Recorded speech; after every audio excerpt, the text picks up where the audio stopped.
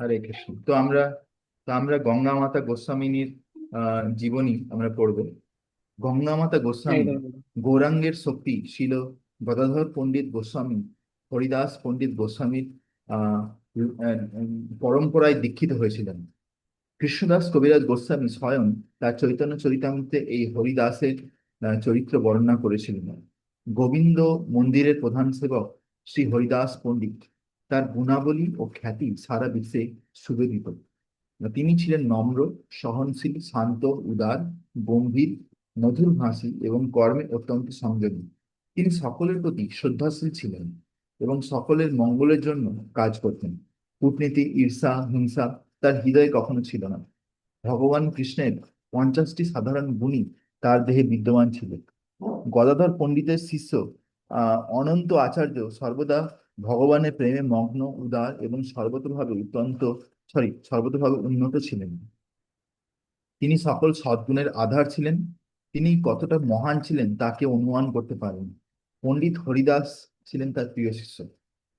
তো এইগুলো চৈতন্য চরিতামৃত থেকে নেওয়া হয়েছে। তারপরে বলছেন, শিল ভক্তি সিদ্ধান্ত সরস্বতী গোস্বামী মহারাজ তার অনুভাষে লিখেছেন, ভগবান শ্রীকৃষ্ণের আবির্ভাবকালে অনন্ত আচার্য অষ্টগোপীর মধ্যে অন্যতম সুদেবী গোপী ছিলেন। সুদেবী গৌড় গণদেশ দীপিকার 165 নম্বর শ্লোকে এই কথাটি নিম্নরূপে বর্ণনা করা হয়েছে। অনন্ত আচার্য গোস্বামীর পূর্বে ব্রজে বৃন্দাবনে সুদেবী গোপী ছিলেন। বিখ্যাত গঙ্গা মাতা বিহারে তার থেকে চলে আসা শিষ্য পরম্পরায় অনুসারে তিনি বিনোদ মঞ্জরি নামে পরিচিত। তার মানে আমরা যেটা জানতে পারছি যে আহ গঙ্গা মাতা গোস্বামিনী, যার ব্যাপারে আমরা এখন আলোচনা করছি, সে হচ্ছে যে চৈতন্য মহাপ্রভু লীলাতে তার নাম ছিল গঙ্গা মাতা গোস্বামিনী। আর তার কৃষ্ণ লীলাতে নাম ছিল কি? বিনোদ মঞ্জরি। মানে রাধারানীর যে বিভিন্ন গোপীরা আছে 8 জন, তাদের আন্ডারে অনেক অনেক মঞ্জরি আছে। তাদের মধ্যে একজন হচ্ছে যে বিনোদ মঞ্জরি। তার শিষ্যদের মধ্যে একজন ছিলেন হরিদাস পণ্ডিত গোস্বামী, যিনি শ্রী রঘু গোপাল এবং শ্রী রস মঞ্জরি নামেও পরিচিত। তার দুজন গুরুত্বপূর্ণ শিষ্যা ছিলেন লক্ষ্মীপ্রিয়া এবং তার ভাগ্নী কুন্তিয়ার রাজকন্যা গঙ্গা মাতা। গঙ্গা মাতার পূর্ণ জীবন সম্পর্কে আরো জানা যায় যে হরিদাস দাসের গৌড়ী বৈষ্ণব অভিধান থেকে আরো বিশদভাবে জানা যায় সুন্দরানন্দ বিদ্যানিধির শ্রীক্ষেত্র থেকে, যেখানে একটি বিশদ বিবরণ দেওয়া হয়েছে। এরপরে হেডলাইন, শচী দেবী ব্রজে বাস করতে যান। গঙ্গা মাতা গোস্বামিনীর আসল নাম ছিল শচী দেবী। তিনি বর্তমান বাংলাদেশের রাজশাহী জেলার কুন্টিয়া গ্রামে জন্মগ্রহণ করেন। তার পিতা ছিলেন একজন অত্যন্ত গুরুত্বপূর্ণ জমিদার বা রাজা, যার নাম ছিল পরেশ নারায়ণ। তো এখানে যে শচী দেবীর কথা বলছে, এটা কিন্তু মহাপ্রভুর মা শচী দেবী নয়, এটা আলাদা শচী দেবী। ঠিক আছে? তো এটা কিন্তু গঙ্গা মাতা গোস্বামিনী যে ছিল, তার আগের নাম ছিল শচী দেবী। পরে যখন দীক্ষিত হয়, তখন যখন নাম চেঞ্জ হয়ে যায়, তখন হয় গঙ্গা মাতা গোস্বামিনী। তো শৈশব থেকেই শচী দেবী পারিবারিক জীবনের প্রতি উদাসীন এবং কৃষ্ণের প্রতি একনিষ্ঠ ছিলেন। তার পিতামাতা যেমন, যে আমরা মীরাবাই, মীরাবাইয়ের অনেক নাম শুনি না, যে আহ কৃষ্ণের মহান ভক্ত ছিল মীরাবাই। তো সেও যখন ছোট ছিল না, তো তখন হচ্ছে যে তার মাকে জিজ্ঞাসা করেছিল যে আমার স্বামীকে, সেরকম দেখছিল যে একজন মহিলার বিয়ে হয়ে যাচ্ছে রাস্তা দিয়ে, বারাত যাচ্ছে, বারাত। তো সেই দেখে ছোট্ট মেয়ে মীরাবাই জিজ্ঞাসা করেছিল যে আমার স্বামীকে, আমার বারাত কবে যাবে? তখন তার মা ভেবেছে এই তো এখন বাচ্চা, এর এখন বিয়ে হওয়ার সময় হয়নি। তো সে বলছিল তোমার স্বামী হচ্ছে কৃষ্ণ। যে সামনে একটা কৃষ্ণের বিগ্রহ ছিল, সেই বিগ্রহকে দেখেই বলে যে এই হচ্ছে তোমার স্বামী। তো মীরাবাই তাকেই কিন্তু স্বামী হিসেবে স্বীকার করে নিয়েছিল ছোটবেলা থেকে।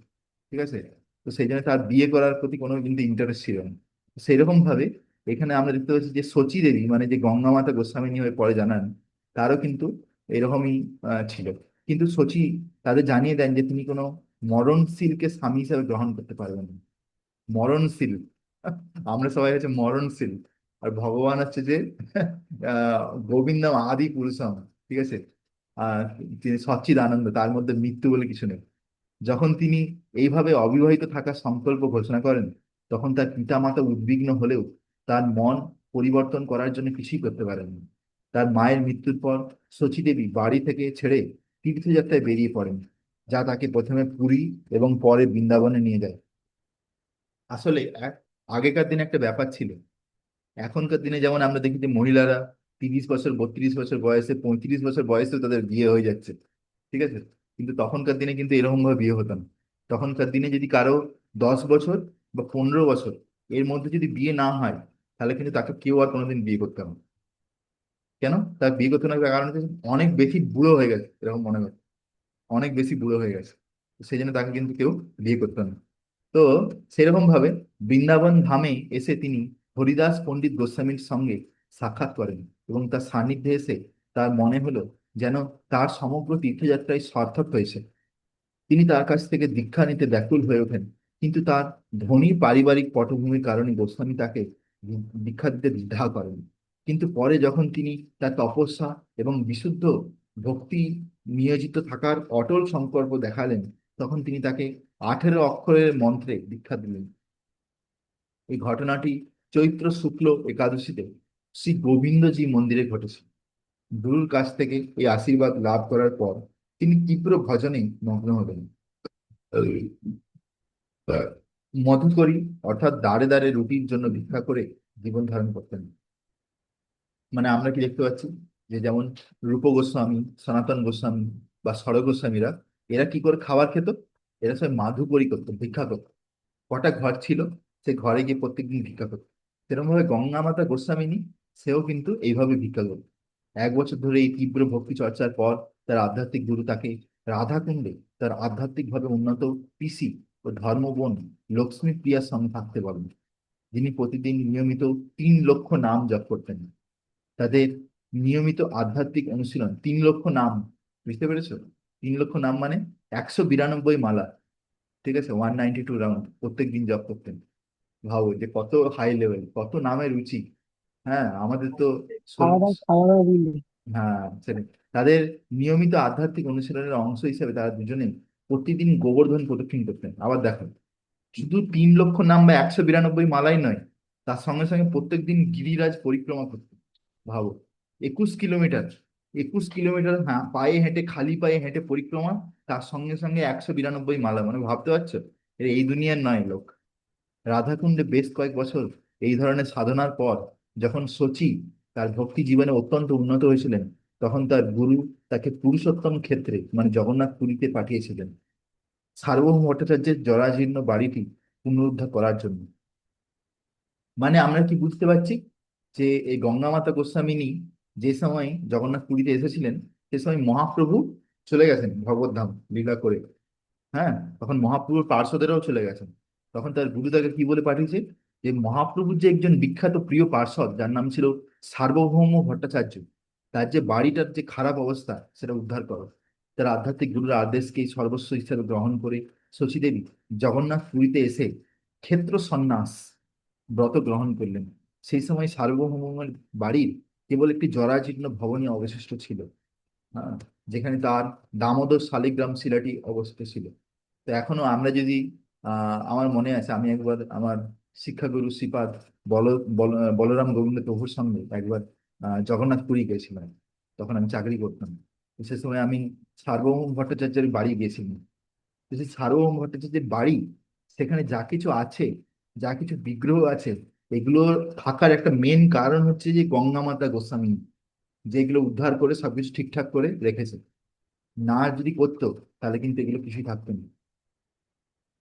কুন্তিয়ার নিজের বাড়িতে থাকাকালীন শচীদেবী শাস্ত্র অধ্যয়ন করেছিলেন। অধিকন্তু বৃন্দাবনে তিনি ভাগবত পুরাণ, মানে ভাগবত পুরাণ মানে শ্রীমদ্ ভাগবতম পুঙ্খানুপুঙ্খভাবে অধ্যয়ন করেছিলেন। সার্বভৌমের বাসস্থান রক্ষা করার জন্য তিনি ধর্ম প্রচারে প্রবৃত্ত হন। ভাগবতের উপর তার ব্যাখ্যা এবং তার দিব্য গুণাবলী জনসাধারণের উপর এমন প্রভাব ফেলেছিল যে শীঘ্রই তার বক্তৃতাগুলি বিপুল শ্রোতা আকর্ষণ করতে শুরু করে। মানে গঙ্গা মাতা গোস্বামিনী যেখানে লেকচার দিত, সেখানে পুরো হল ভরে যেত। তো আহ, অল্প সময়ের মধ্যেই তার খ্যাতি এতদূর ছড়িয়ে পড়ে যে স্বয়ং উড়িষ্যার রাজা মুকুন্দ দেব তার ভাগবত বক্তৃতা শুনতে আসতেন। তার পাণ্ডিত্য এবং ভক্তিগুণে মুগ্ধ হয়ে তিনিও একজন একনিষ্ঠ অনুসারী হয়ে ওঠেন। ভালো, যে একজন আহ মহিলা হয়ে, মাতাজি হয়ে, সে কত হাই লেভেলে যেতে পারে। সেখানে ভগবান বলছে যে আমার যদি কেউ ভক্তি করে, সে যদি স্ত্রী বা বৈশ্য তথা শূদ্রও হয়, সেও কিন্তু অনেক উঁচু স্তরে যেতে পারে। হ্যাঁ না? তো স্ত্রী বৈশ্য তথা শূদ্র। আহ, তো শ্বেত গঙ্গা, তারপরে একটা নতুন হেডলাইন আছে শ্বেত গঙ্গা, যেটা আছে যে জগন্নাথ পুরীতে আছে শ্বেত গঙ্গা। উৎকল খণ্ডের অনুসারে ত্রেতা যুগে শ্বেত নামে এক রাজা ছিলেন, যিনি জগন্নাথের ভক্ত ছিলেন। ইন্দ্রদ্যুম্নের মতোই তিনিও জগন্নাথের ভোগের আয়োজন করেছিলেন। একদিন সকালে তিনি মন্দিরে এসে ভগবানের নিবেদন করা নৈবেদ্য দেখলেন। হাজার হাজার বিস্ময়কর উপহার, যা কোনো মরণশীল মরণশীলের প্রভুকে নিবেদন করা সম্ভব ছিল না। নিজের নিবেদনের তুচ্ছতায় শ্বেতা বিচলিত হলেন এবং লজ্জায় মাথা নত করে মন্দিরের সামনে দাঁড়িয়ে রইলেন। যখন তিনি নিজের তুচ্ছতা নিয়ে ধ্যান করছিলেন, তখন তিনি একটি দিব্য দর্শন লাভ করলেন। সেই দর্শনে তিনি দেখলেন যে স্বয়ং লক্ষ্মী দেবী তার নিবেদন করা খাদ্য গ্রহণ করছেন এবং জগন্নাথের উভয় বিগ্রহকে তা খাওয়াচ্ছেন। লক্ষ্মী দেবী খাচ্ছেন আর জগন্নাথকেও খাওয়াচ্ছে। ঠিক আছে? মানে একরকম ভাবে জগন্নাথকে আগে খাওয়াচ্ছে, তারপরে সে হয়তো খাচ্ছে। ঠিক আছে, এখানে জাস্ট লিখেছেন।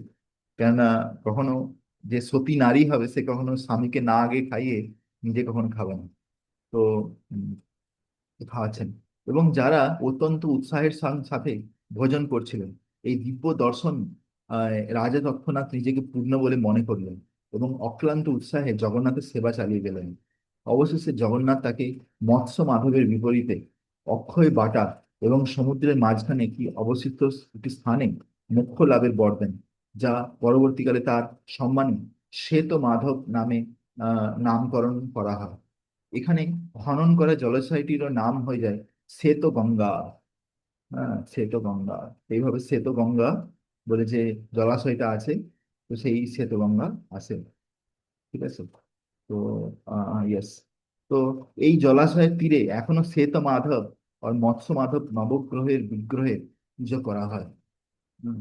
তো শ্বেতগঙ্গায় মহান ভক্তের নাম অনুসারী ওইটা হয়। এক রাতে উড়িষ্যার রাজা মুকুন্দদেব একটি স্বপ্ন দেখলেন, যেখানে জগন্নাথ দেব তাকে দেখা দিয়ে শ্বেত গঙ্গার তীরবর্তী একখণ্ড জমি শচী দেবীকে দিতে বললেন। মানে শচী দেবী মানে গঙ্গা মাতা গোস্বামী। পরদিন সকালে রাজা আনন্দের সঙ্গে শচী দেবীর সঙ্গে দেখা করে তাকে স্বপ্নের কথা বললেন। যদিও পার্থিব সম্পদ বৃদ্ধির প্রতি তার কোনো আগ্রহ ছিল না, তবুও সার্বভৌম গৃহের অবস্থার উন্নতির জন্য গুরুর দেওয়া ব্রত পালনের খাতিরে শচীদেবী রাজার এই উপহার গ্রহণ করার সিদ্ধান্ত নিলেন। এর আগে ভগবানের সেবার করার পর করার উপকরণের জন্য তার ভিক্ষা করতে হয়েছিল। যেখানে প্রভুর প্রতি প্রকৃত ভক্তি থাকে, সেখানে তার সেবা করার জন্য কষ্ট করতে হয়। আর যে কষ্ট করতে হয় তাকে কষ্ট বলে মনে করা হয় না, বরং সুযোগ এবং আনন্দের উৎস হিসাবে দেখা হয়। তো এটা এখানে বলছে যে যদি আমার মনে বা আমার হৃদয়ে বা একজন ভক্তের যদি ভগবানের সেবা করার জন্য ইচ্ছা থাকে, সে সেবাতে যদি অনেক কষ্টও আসে, সেই কষ্টটাকে কষ্ট বলে মনে হয় না, এটা একটা আনন্দ মনে হয়। ঠিক আছে, আনন্দ। তো যেমন ভাবে একটা উদাহরণ দেয় শিলা প্রভুপাদ বা ভক্তিচারক স্বামী মহারাজ, যে একজন মা তার পেট থেকে যে বাচ্চা বেরোয়, তারপর থেকে বাচ্চাকে খুব ভালোবাসে, তাকে স্তন পান করায়, তাকে যত্ন করে। সে পায়খানা করে দিলে পায়খানা পরিষ্কার করে, কোলে নিয়ে তাকে ঘুরায়, আদর করে। তারপরে আবার যখন রাত্রিবেলা বাচ্চা কান্না করে, তখন মা জেগে থাকে, তাকে ঘুম পাড়ায়। হ্যাঁ না? তো তখন এরকম মা বলে না যে আরে তুই কেন পায়খানা করে দিচ্ছিস, গায়ে পেচ্ছাপ করে দিচ্ছিস, বা রাত্রে কেন ঘুমাতে দিচ্ছিস নি, তোকে আমি ছুঁড়ে ফেলে দেবো। এরকম কখনো মা বলে না। মা কিন্তু তার বাচ্চাকে ভালোবাসে। সেই জন্য তার কাছে এটা কোনো পরিশ্রম মনে হয় না, সেটা ভালোবাসার বোঝা মনে হয়। তো সেরকম ভাবে ভক্ত কাছে ভগবান যা কিছু সেবা দেয়, সেটাকে ভগবান, সরি, ভক্ত আনন্দের সঙ্গে সেটা স্বীকার করে। যেভাবে শচী গঙ্গা মাতা নামে পরিচিত হলেন। কিছুদিন পরে এক অলৌকিক ঘটনা ঘটল। এক কৃষ্ণ ত্রয়োদশীর দিনে মহাবারণী গঙ্গা স্নানের জন্য এক শুভ মুহূর্ত উপস্থিত হল। পুণ্য সঞ্চয়ের আশায় বহু লোক এই শুভ উপলক্ষে গঙ্গায় গমন করেন। বস্তুত শচীদেবীর অনেক সখী তাকে তাদের সঙ্গে যেতে অনুরোধ করেছিলেন, কিন্তু তিনি তার ক্ষেত্র সন্ন্যাসের ব্রত কিংবা দেবদেবীর সেবা ত্যাগ করতে পারেননি, বা ভগবানের সেবা, তাই তিনি যেতে পারবেন না বলে জানাতে বাধ্য হয়েছিলেন। যদিও তারা যেতে একদমই ইচ্ছে ছিল না, স্বয়ং জগন্নাথ দেব তার জন্য গঙ্গা স্নানের ব্যবস্থা করলেন। দেখো, যেদিন সবাই গঙ্গা স্নান করতে যাচ্ছে, আর শচী দেবী মানে গঙ্গা মাতা গোস্বামিনী সেই গঙ্গা স্নান করতে যেতে পারছে না, কিন্তু মনে হয়তো ইচ্ছা ছিল সেদিন জগন্নাথ দেব তার জন্য একটা ব্যবস্থা করছে। কি ব্যবস্থা করছে? সেই রাতে তিনি তাকে স্বপ্ন দিলেন, দিয়ে মাঝরাতে শ্বেত গঙ্গায় স্নান করতে বললেন। বলছে আজকে রাত্রে বেলা গিয়ে তুমি শ্বেত গঙ্গাতে স্নান করো, যে পুকুরটা আছে পুকুর। শচী দেবীকে তার আর নির্দেশ পালন করলেন। তিনি জলে নামার সঙ্গে সঙ্গে তিনি স্বয়ং গঙ্গা দেবীর দর্শন পেলেন। দেখলেন যে সেই শ্বেত গঙ্গাতে গঙ্গা দেবী একটি মকর, মকর মানে কুমির, কুমিরের উপরে বসে ঘুরছে। কোথা থেকে যেন আসা এক প্রবল স্রোতে তিনি ভেসে গেলেন। হঠাৎ নিজেকে জগন্নাথ মন্দিরের ভেতরে আবিষ্কার করলেন। তারপর হঠাৎ দেখছি যে সে জগন্নাথ দেবের সামনে দাঁড়িয়ে আছে। কিন্তু তিনি তখনও তাকে নিজেকে পুরো পুরীর বন্ধুদের মাঝে স্নান করতে দেখছিলেন। তিনি শুধু গঙ্গা এবং তার জলে নিমজ্জিত সকলকে দেখেননি, বরং স্নানরত জনতার আনন্দ ধ্বনি শুনতে পাচ্ছেন। তিনি যখন, দেখো এখানে দেখো, যে শচী দেবী যখন স্নান করছে, তখন সে আহ শ্বেত গঙ্গা যে পুকুরটা আছে জগন্নাথ পুরীতে, সেই পুকুরটাতে স্নান করছে। যে ডুব দিছে, দেখছে সামনে গঙ্গা দেবী, সামনে গঙ্গা নদীর প্রবাহ হচ্ছে, তার সমস্ত বন্ধু বান্ধবেরা স্নান করছে। যে সমস্ত লোকরা জগন্নাথ পুরী থেকে গঙ্গায় গিয়ে স্নান করছিল তারাও স্নান করছে। এর থেকে কি বুঝতে পারছে? যে শ্বেত গঙ্গা আর গঙ্গা নদীর মধ্যে কোনো তফাৎ নেই। তো এবং তিনি একা ছিলেন না। এই শোরগোল শুনে মন্দিরের দ্বাররক্ষীরা জেগে উঠলেন, ভগবান জগন্নাথের পূজারীদের ডাকলেন। তারা স্বয়ং রাজাকে খবর দিলেন, তিনি তাদের মন্দিরের দরজা খোলার আদেশ দিলেন। অবশেষে যখন তারা দরজা সজোরে খুললেন, তখন সেখানে শচী দেবী ছাড়া আর কাউকে দেখতে পেলেন না। জগন্নাথের পূজারীরা হতবিহ্বল হয়ে পড়লেন। মানে এই আহ, এটা একটা অদ্ভুত ধরনের লীলা। যে এই লীলাটা প্রথমে ওই শ্বেতগঙ্গা নামে যে পুকুরটা আছে সেখানে হয়েছে। তারপরে মুহূর্তে শচী দেবী দেখছে যে জগন্নাথ যেখানে থাকে জগন্নাথ মন্দিরে পুরীতে, তার সামনে পুরো যেন গঙ্গা বইছে, সেখানে সবাই স্নান করছে। আর শচী দেবী সেখানে স্নান করছে, তার বন্ধু বান্ধবরাও সেখানে স্নান করছে। আর সেই যে আওয়াজ এত লোকের, হ্যাঁ, জয় গঙ্গা মাতা কি জয়, হ্যাঁ, জয় জগন্নাথ স্বামী কি জয়, এরকম বলে সবাই স্নান করছে। সেই আওয়াজ শুনে রাত্রিবেলা পূজারীরা কি করছে, দরজা খুলতে চলে এসছে। ঠিক আছে, দরজা খুলে দেখছে এই যে কেউ নেই, শুধু শচী দেবীকে দেখতে পেয়েছে। হ্যাঁ, জগন্নাথের পূজারীরা হতবিহ্বল হয়ে পড়লেন এবং প্রথমে কি করবেন তা বুঝতে পারলেন না। তারা ধরে নিলেন যে শচী দেবী ভগবানের মূল্যবান জিনিসপত্র লুট করার উদ্দেশ্যে মন্দিরে ঢুকেছেন রাত্রিবেলা, এবং তারা তাকে হাতে নাতে ধরে ফেলেছেন। কিন্তু তাদের এই সন্দেহ দ্বারা তারা এক মহান ভক্তের প্রতি অপরাধ করে ফেললেন। ফলস্বরূপ নানা প্রকার রোগ ও দুর্দশায় আক্রান্ত হলেন। এটি জগন্নাথের সেবাও ব্যাহত হল। ভাব, যেহেতু তারা গঙ্গা মাতা গোস্বামিনীকে চরণে অপরাধ করেছে, তাকে জেলে ঢুকিয়ে, সেজন্য কি হয়েছে, তাদের সঙ্গে সঙ্গে বিভিন্ন রোগ ধরে গেছে। এরকম আমরা হরিদাস ঠাকুরের সঙ্গে দেখতে পাই। যে হরিদাস ঠাকুর যখন কি বলে, রঘুনাথ দাস গোস্বামীর ঘরেতে, যেখানে হিরণ্য মজুমদার আর গোবর্ধন মজুমদার এই দুজন মহান ইয়ে ছিল, ভক্ত, তাদের ঘরে থেকে যখন হরিনামের মহিমা আলোচনা করছিলেন, তখন বলছে যে আহ যে হ্যাঁ, কোটি কোটি জন্মে ব্রহ্মজ্ঞানে যেই মুক্তি নয়, ভালো করে শুনুন, কোটি জন্মে ব্রহ্মজ্ঞানে যেই মুক্তি নয়, শুধুমাত্র নামাভাসে সেই মুক্তি হয়। মানে বলছে কোটি জন্ম ধরে কেউ যদি ব্রহ্মজ্ঞান লাভ করে, চর্চা করে, তবুও তার যদি মুক্তি না হয়, শুধুমাত্র নামের আভাস, হ্যাঁ, মানে কি, আমি যখন জপ করছি হরে কৃষ্ণ কৃষ্ণ কৃষ্ণ হরে হরে, হরে রাম রাম রাম হরে হরে, আমি হয়তো যে নামটা করলাম হয়তো শুদ্ধ নয়, শুধু একটা নামের একটা ছায়া বা নামের আভাস, বলছি শুধু নামাভাসের স্তরে যদি কেউ আসতে পারে, তাতেই তার মুক্তি লাভ হয়ে যায়। তাকে কোনো মায়ের পেটে ঢুকতে হবে না। ভাবো, এই এই কথা যখন শুনে, তখন সেখানে একজন ঈর্ষালু লোক ছিল, তার মানে সেটা সহ্য হয়নি। হ্যাঁ, সে বলে আচ্ছা, মুক্তি লাভ করে এত সোজা, শুধু নাম হরিনাম করেই মুক্তি হয়ে যাবে নামাভাসে? ঠিক আছে, দেখি কিরকম মুক্তি হয়ে যায়। হ্যাঁ, আর যদি আমার মুক্তি না লাভ না হয়, তাহলে আমি নাক কেটে দেবো। আর নালে তোমাকে তোমার নাক কাটতে হবে, যদি তুমি না প্রমাণ করতে পারো তোমার এই কথাকে। এরকম ভাবে চ্যালেঞ্জ করেছিল হরিদাস ঠাকুরকে। দিয়ে কি হয়, হরিদাস ঠাকুর স্বীকার করে নেয়, ঠিক আছে আমি আমার নাক কেটে দেবো যদি আমার কথা মিথ্যা হয়। দিয়ে কিছুদিন পরে কি হয়, তার পরের দিনই যেই ব্যক্তি এরকম কথা বলেছিল তার নিজের নাক গলে চলে যাচ্ছে, তার কুষ্ঠরোগ হয়ে যায় শরীরে। ঠিক আছে, তাকে নাক কাটতে হয়নি, তার নাক অটোমেটিক গলে চলে গেল। ঠিক আছে, তো এই হচ্ছে যে ভক্তদের চরণে অপরাধ করার ফল। ঠিক আছে, অবশেষে জগন্নাথ দেব আবার রাজার সামনে আবির্ভূত হলেন এবং তাকে আসল ঘটনাটি জানালেন। শচীদেবী বিশুদ্ধ ভক্তিভাব দ্বারা প্রভাবিত হয়ে জগন্নাথ স্বয়ং তার চরণামৃতের স্রোতে শচীদেবীকে স্নান করালেন এবং করানোর জন্য নিজের চরণ থেকে গঙ্গার প্রবাহ সৃষ্টি করেছিলেন। রাজা এবং প্রভুর অন্যান্য সেবকেরা কেবল তাকে তাদের অপরাধ থেকে মুক্তি পেতে পারতেন যদিও তার শচীদেবীর কাছে ক্ষমা চাইতেন এবং তার কাছ থেকে দীক্ষা গ্রহণ করতেন। তো সবাই সত্যদেবীর কাছে ক্ষমা চাইলেন গঙ্গামাতা গোস্বামীর কাছে, তার কাছ থেকে দীক্ষা চাইলেন যে আমাদেরকে দীক্ষা দিন, আপনি আমার গুরু হয়ে যান। রাজা মুকুন্দ দেব তার দলবল মন্দিরের রক্ষী এবং সেবকদের সঙ্গে শচীদেবীর কাছে গেলেন। তারা তাকে প্রণাম করে ক্ষমা প্রার্থনা করলেন। যদি রাজা এবং সমস্ত পূজারী প্রমুখ তার দীক্ষা চেয়েছিলেন, তিনি জগন্নাথের আদেশে কেবল রাজাকেই মন্ত্রটি দিয়েছিলেন। রাজা গুরু দক্ষিণা হিসাবে প্রচুর জমি দিতে চেয়েছিলেন, কিন্তু শচীদেবী তা প্রত্যাখ্যান করেন।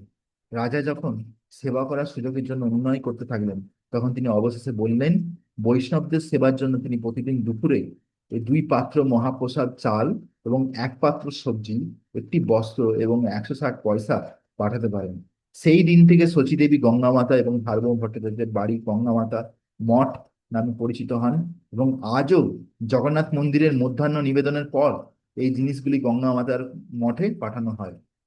আর সেখানে যদি কেউ ভিখারি টিকারি যায়, তাদেরকে খাবার প্রত্যেকদিন দিয়ে দেওয়া হয় দুপুরবেলা। ভাবো, যে রাজা একবার বলে দিছে যে প্রত্যেক দিন আমার গুরু মাতা গঙ্গা মাতা গোস্বামী তাকে এই জিনিসগুলো পাঠাবে দুপুরবেলা। তো এখন সে নেই, তবুও এটা পাঠানো হয়, তো সেখানে লোকজনকে দিয়ে দেওয়া হয়।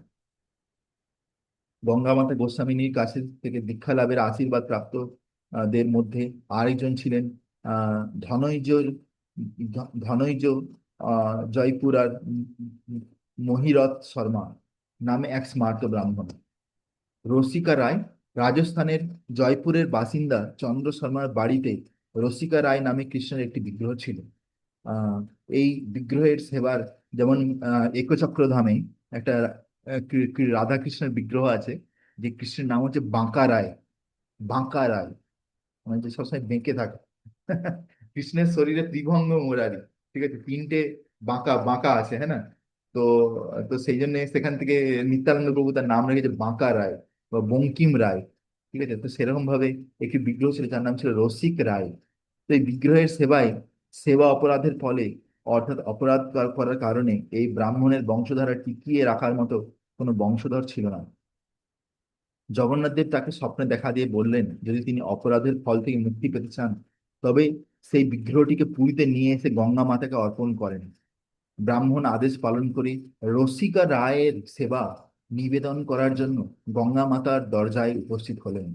প্রথমে তিনি তা গ্রহণ করতে রাজি ছিলেন না, কারণ এমন একজন বিগ্রহের প্রাপ্য রাজকীয় সেবা করা তার পক্ষে অসম্ভব ছিল।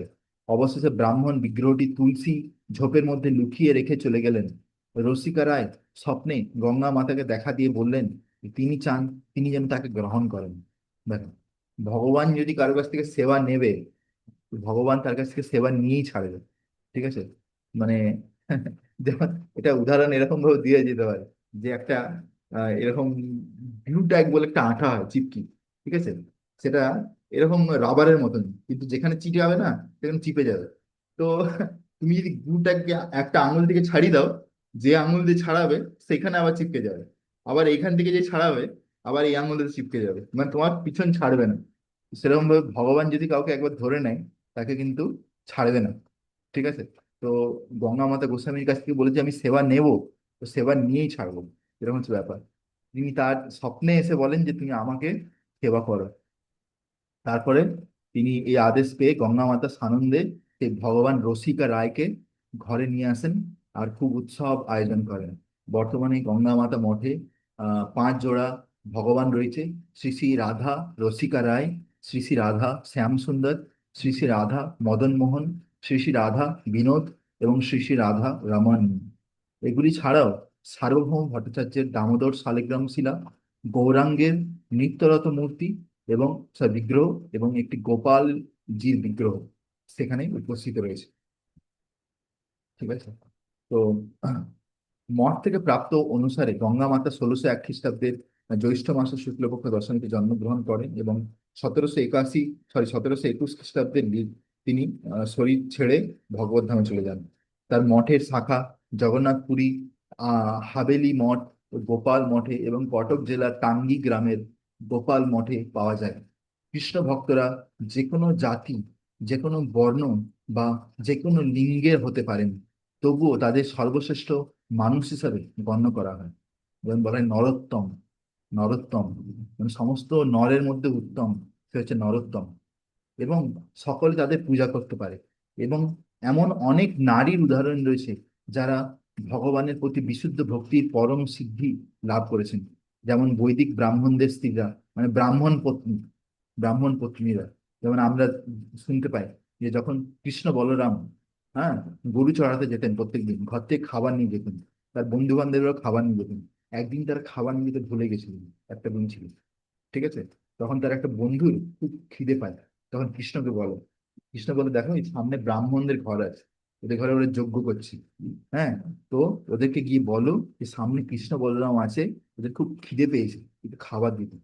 তখন সুবল, মধুমঙ্গল এরা সবাই গিয়ে সেখানে খাবার চাইতে যায়। তখন ব্রাহ্মণেরা স্বাহা স্বাহা করে যজ্ঞ করছে, ওতে ব্যস্ত। যে কৃষ্ণ সাক্ষাৎ বলছে আমাকে খাবার দিয়ে দাও, পাঠিয়েছে লোক, তাহলে সেখানে না শুনে সে যজ্ঞে আগুনে ঘি ঢালছে, কি লাভ হবে? হ্যাঁ, তো দিয়ে কি করছে, এরা দেখছে যে কোনো কথা বলছে না, ঘুরে চলে এসছে। তখন কৃষ্ণ বলছে যে তুমি যাও এবারে, গিয়ে ওদের ওদের পত্নীকে জিজ্ঞাসা করো, স্ত্রীকে, তাদের, কারণ ওদের আমার প্রতি খুব ভালোবাসা আছে, ভক্তি আছে, ওরা অবশ্যই কিছু দেবে, খালি হাতে ফেরাবে না। তখন ওই গোপ বালকেরা গিয়ে ব্রাহ্মণ পত্নীদেরকে বলে যে দেখো মাতা, এই সামনে যে জঙ্গল আছে, এখানে কৃষ্ণ বলরাম আছে, সমস্ত বন্ধু বান্ধবরা গায়ের সঙ্গে আছে, ওদের খুব খিদে পেয়েছে, আপনারা যদি দয়া করে কিছু খাবার দেন তাহলে কৃষ্ণ বলরাম আপনাদের প্রতি খুব কৃতজ্ঞ হবে। এই কথা যে শুনেই সঙ্গে সঙ্গে ব্রাহ্মণ পত্নীরা যা কিছু খাবার বানিয়েছিল সুস্বাদু, যেগুলো যজ্ঞেতে আহুতি দেওয়া হতো, সেগুলো সব তুলে নিয়ে সেখান থেকে দৌড় মারে, গিয়ে কোথায় চলে যায়, সে জঙ্গলে, সেখানে গিয়ে কৃষ্ণ বলরামকে সবকিছু ভোগ লাগায় সেদিন, ঠিক আছে? তো এইটা হচ্ছে ব্রাহ্মণ পত্নীদের ভক্তি। হ্যাঁ, তো যারা ভক্তি তাগিদে নিজেদের চেয়ে কম উন্নত স্বামীদের আদেশ অগ্রাহ্য করে কৃষ্ণের সেবা করেছে। কলিযুগে হরিদাস ঠাকুরের আশীর্বাদে এক বেশ্যা, যার নাম ছিল চিন্তামণি, সে বৈষ্ণবীতে রূপান্তরিত হয়েছিল এবং বহু মহান ভক্ত তার সাধ্যি লাভের জন্য তার সাক্ষাৎ প্রার্থনা করেছিল। ঠিক আছে? হরে কৃষ্ণ। শিলা গঙ্গা মাতা গোস্বামী কি জয়। শিলা গৌপাদ কি জয়।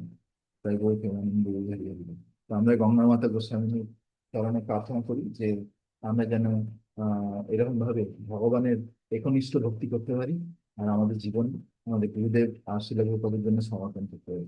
হরে কৃষ্ণ।